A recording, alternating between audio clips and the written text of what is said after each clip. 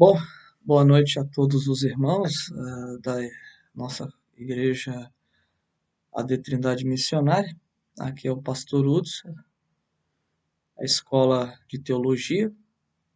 Se é uma escola é porque tem alunos, pessoas interessadas em absorver conhecimento, não para reproduzi-los, mas para, no montante dos saberes, produzir também conhecimento a partir das Escrituras.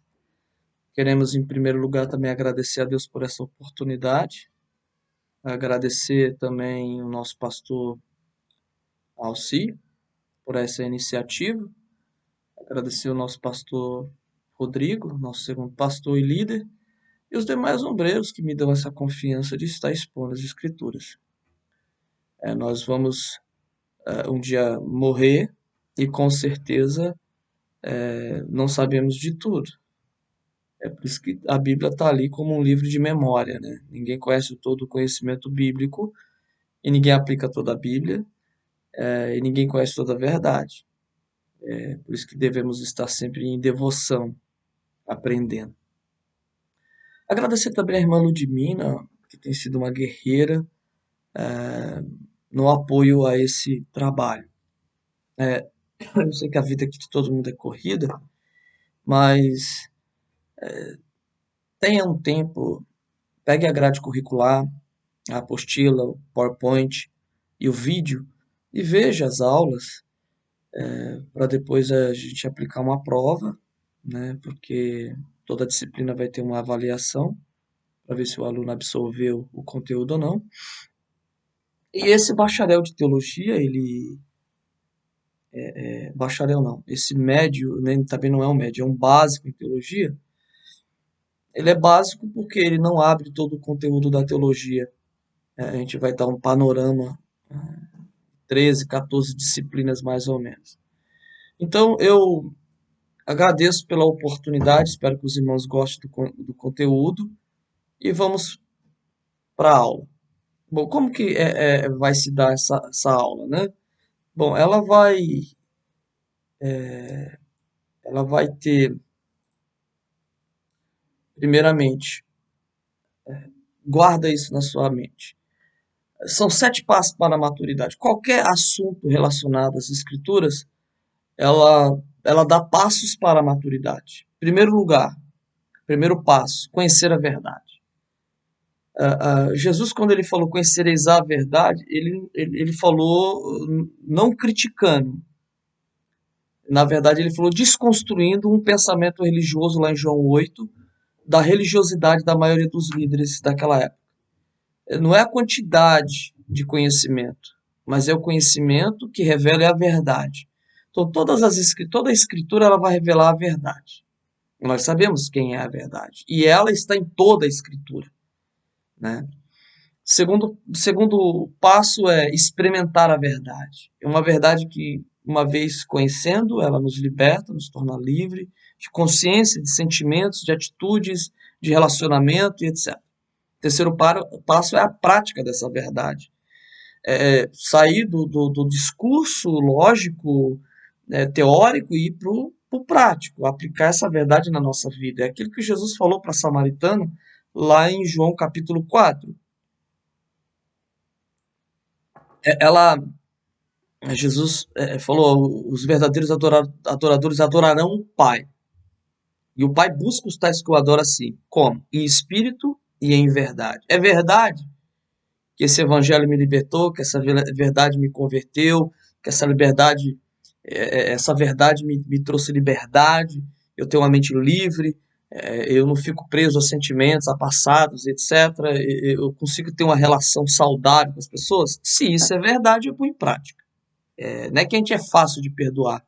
A gente perdoa porque a verdade em nós nos impulsiona a perdoar. Nós adquirimos uma natureza de verdade. O quarto passo é adorar com a verdade. Adorar é serviço que se consome no outro. Então, adorar é serviço, não é cantar. Cantar é litúrgico. Então, como que eu adoro? Com a verdade, servindo, sendo honesto, né, etc. O quinto passo é ensinar a verdade. Uma vez eu já cheguei a esse quinto passo de maturidade, Então eu vou ensinar a verdade, eu vou evangelizar, eu vou discipular, eu tenho convicção dessa verdade, ela transformou a minha vida. E outra coisa, é o sexto passo, é desfrutar dessa verdade, é desfrutar dos benefícios que Cristo causou na sua vida e na minha vida. E o sétimo passo para a maturidade é esperar a verdade. Nós esperamos sempre a verdade. E o plano de aula ele vai ser dividido em um panorama geral. Então, a primeira aula, as primeiras aulas vão ser hermenêutica, exegese, tipologia, e depois um exercício de discussão.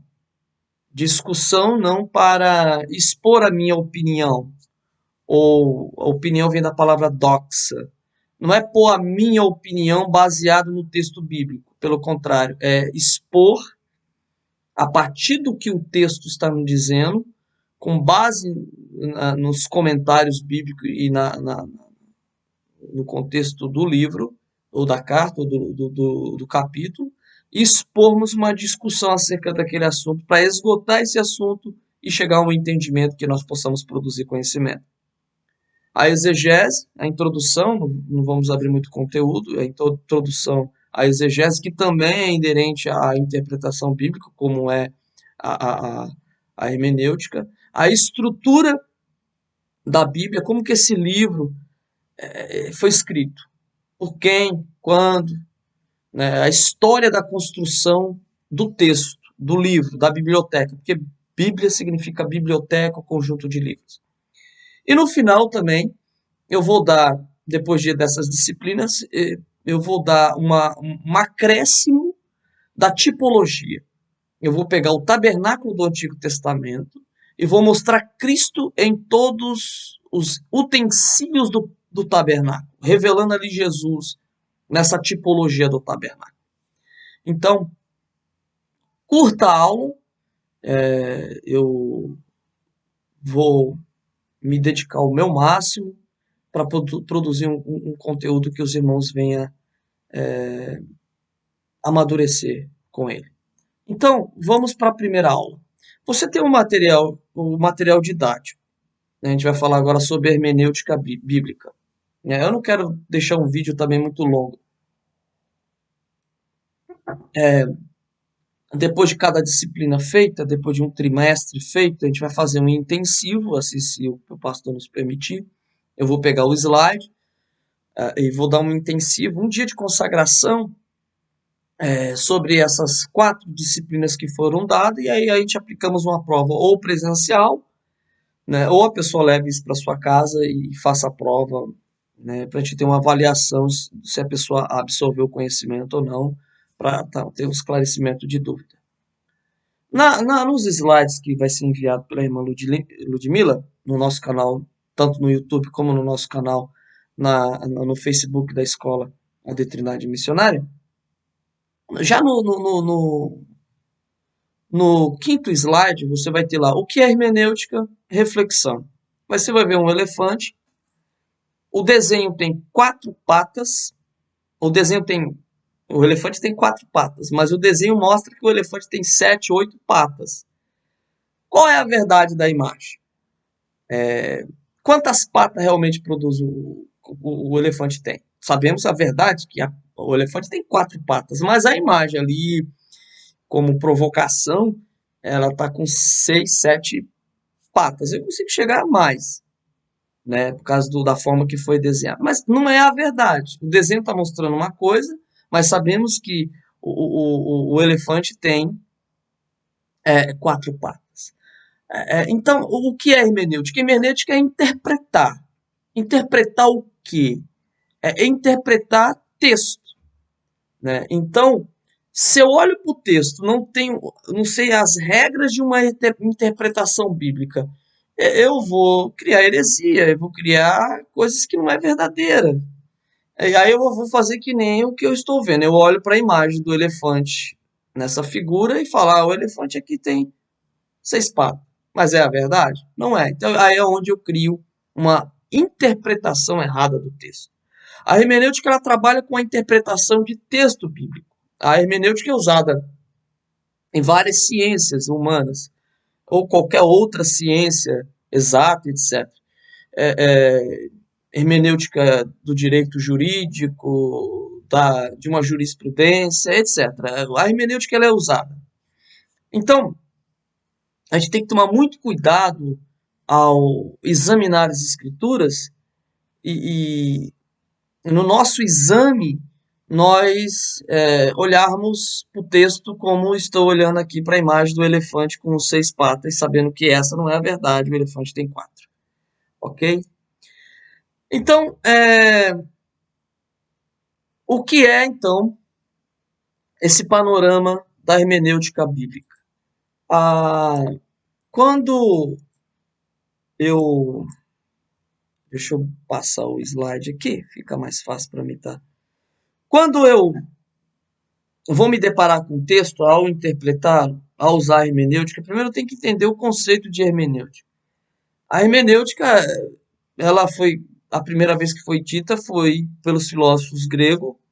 A palavra Hermes, na sua construção etimológica, Hermes vem de um deus grego, da mitologia grega, porque havia dentro da mitologia muitos deuses e havia um deus chamado Hermes, que era o mensageiro. E esse mensageiro, quando chegava a esses deuses, ele tinha que interpretar a mensagem. Então, da onde vem a palavra interpretação? O seu significado técnico muitas vezes se define da hermenêutica como ciência ou arte de interpretar. Né? Considera-se a hermenêutica como uma ciência. Então, é uma ciência. Então, tem muita gente com formação científica somente nessa disciplina de hermenêutica. São pessoas especialistas. Vamos falar um pouco sobre o panorama exegético, só para a gente ter uma ideia. Então, hermenêutica e exegese. Vou ler o que eu escrevi aqui para a gente ter um sentido de explicação. Somente após o estudo da canonicidade aqui é canon. A palavra canon vem de medir. Os pais da igreja ali, os 70, que fizeram a Vulgata, a Septuaginta, na verdade, ou a Vulgata, como queira, que é a Bíblia que nós temos, como que eles escreveram essa Bíblia e mediram ela? Qual é o padrão de medida? Havia um padrão de medida. O intérprete olhava para os textos e falava, não, aqui tem cristologia, aqui tem verdade, aqui tem inspiração de Cristo. Então, a Bíblia católica ela tem 7 livros a mais do que o livro que a Bíblia protestante. E por quê? O canon mediu em um concílio entre os protestantes, no movimento protestante, que não queriam colocar os 7 Bíblias que a Igreja Católica colocou. Os 7 Bíblias que são chamados apócrifos, né? Ou seja, eles são ruins, não são verdadeiros, não, pelo contrário, são bons livros, são livros históricos, são livros que contêm uma sabedoria muito boa e nos situa o tempo e espaço. Né? Se você tiver um tempo, eu recomendo você abrir uma Bíblia católica e ler esses 7 livros, que é o período dos Macabeus, é um período interbíblico entre Malaquias e o Evangelho de Mateus. É um período importantíssimo na história da igreja. Então, o canon é para isso. Eu deixei um link no slide lá, se você quiser saber sobre canon, você joga lá canon, vai aparecer na Wikipédia e outros artigos falando sobre a canonicidade do texto bíblico. Então, para mim fazer uma hermenêutica, eu tenho que entender o que é o canon bíblico. Né? Os líderes da igreja mediram essa Bíblia e em busca da verdade acerca de Cristo dentro dessa escritura. Nós temos que ter uma crítica textual e temos que ter uma crítica histórica, o estudo que nos conduz é o estudo para essa exegese.